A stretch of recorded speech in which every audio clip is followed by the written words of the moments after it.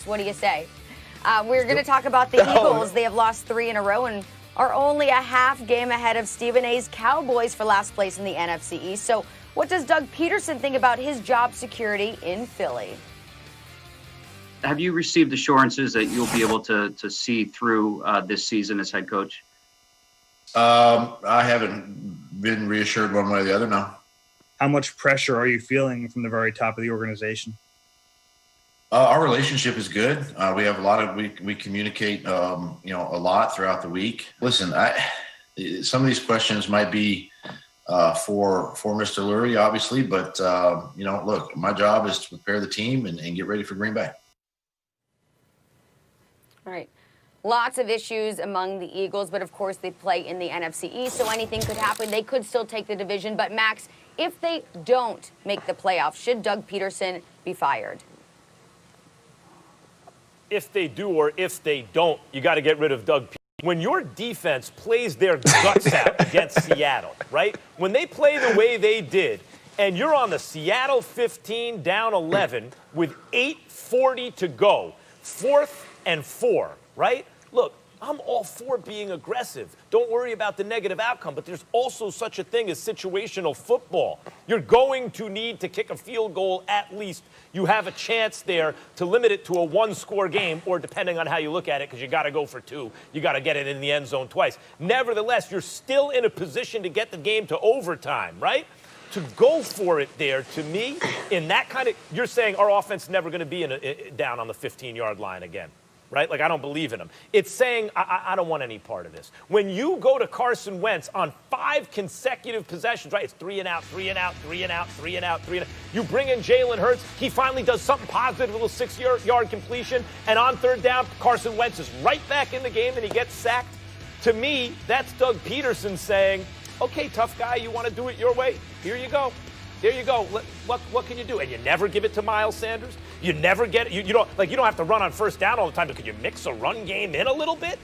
It seems to me Doug Pederson doesn't want to be there. This goes, Howie Roseman should go too. And if you can somehow move Carson Wentz's contract, you should start it all over again. Guys, Roseman also was a guy who was saying, remember what was coming out? Like, why didn't they trade for DeAndre Hopkins? They need that top receiver. He didn't want to give up the 2nd-round pick. Really? Because he used that 2nd-round pick. He didn't trade up for C.D. Lamb. He used that 2nd-round pick to get a backup quarterback. Like, nothing makes sense. Nothing fits together, including the owner, Jeffrey Lurie. But you're not going to get rid of the owner right now. So everyone has to go after the season. I don't care if they win the NFC least. They got to make changes. Listen, Roseman hasn't been perfect. He passed up on DK Metcalf and drafted that dude, J.J.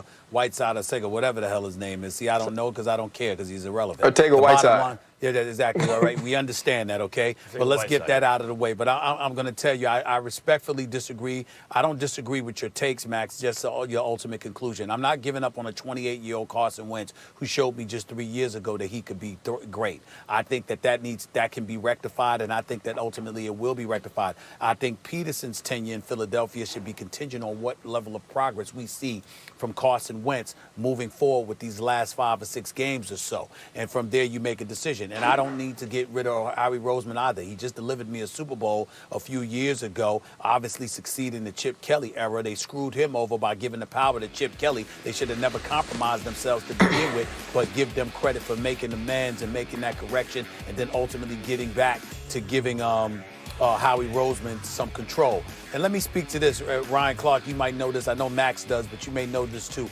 Obviously, I worked in Philadelphia for 17 years. Mm-hmm. And I worked as a reporter and ultimately was a columnist for my last 7 or 8 years there. I haven't spoken to Jeffrey Lurie in a while, but when I was there, I had a very good relationship with him, and I'm very, very fond of him. I have profound respect for this man. He's been an owner of the Philadelphia, the chairman and the boss and the CEO for the Philadelphia Eagles since 1994. In that span, the man has been to the postseason 15 times. In that span, he's been to 6 conference finals. In that span, he's been to 2 Super Bowls, and he's got a Super Bowl championship. And one of the things that he doesn't do is he doesn't just lollygag around and say, I got you for 5 years, so you got a 5-year contract. he will make the changes that are necessary. I believe in him in that regard. And if what you're saying is correct, Max, in terms of Doug Pederson, he doesn't even want to be there. He said, all right, you don't want to listen, you don't want to do it, all right, go and do it your way. But that's negligence on Doug Pederson's part. You're the head coach.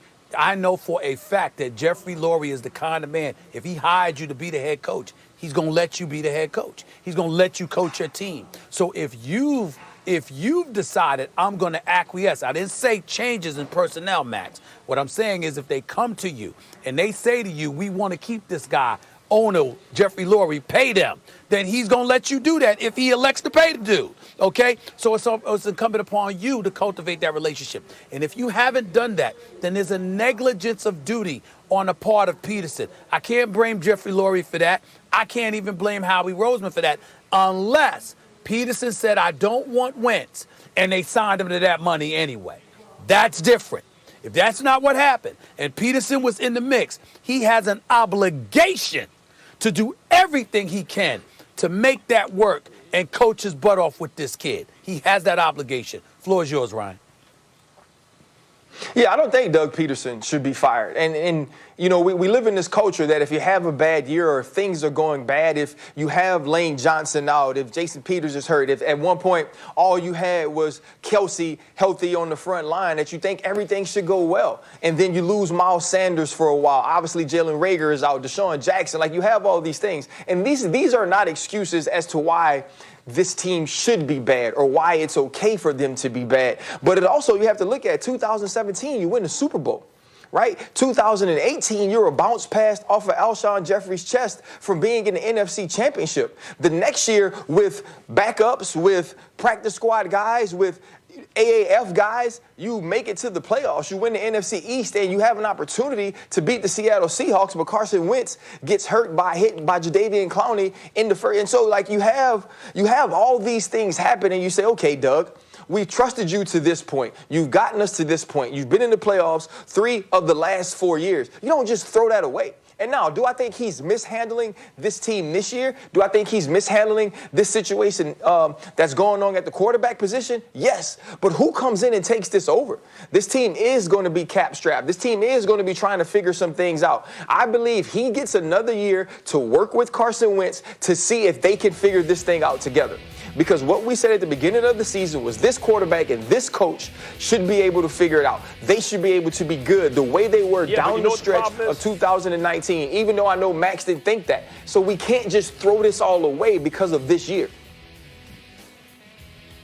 Guys, the problem is Carson Wentz has fallen off this year. When I talked about Brady's cliff, what I meant was he's doing great, all of a sudden off the cliff. He didn't do that. It was steady decline. Carson Wentz did that. Carson Wentz fell off a cliff this year compared to, and really it started the middle of last year, compared to the 3 previous seasons, like Brett Favre and Peyton Manning. In fact, those numbers just came out.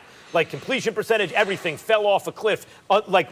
As only 5 or 6 quarterbacks in the history of the NFL have fallen off after the previous 3 seasons, right? Something's really wrong. And don't blame the offensive line. Everyone's making excuses. In fact, ESPN Analytics, updated, by the way, through last night's game, say that the Eagles win on the offensive line, their win rate is 60%, which places them 12th in the league. That's almost an upper third win rate, but certainly it's over average. So it's not the offensive line. They're actually getting better than average play and protection for Wentz. I'm not saying that's a reason.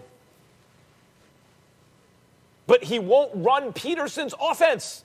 He wouldn't do it. Everyone's like, well, Nick Foles, Pederson simplified things for Nick Foles. Well, Nick Foles would run the offense. Wentz does his thing. That's why when he comes out at the press conference and says, that's just the way we do things around here, that's a dude who feels like he has a lot of juice in the organization. And Stephen A., maybe the head coach feels like, what am I supposed to do? This dude can do it and get away with it. Well, again, if you're sitting there, let me ask you this question, Max. Are you reporting that or are you guessing? Has sources told you that Carson Wentz? What have they told you? I won't report it, but I'll say that it's a very educated guess based on conversations and observations. Okay, I can respect that. I mean, if what you're saying is remotely accurate in that regard, then I'm with you.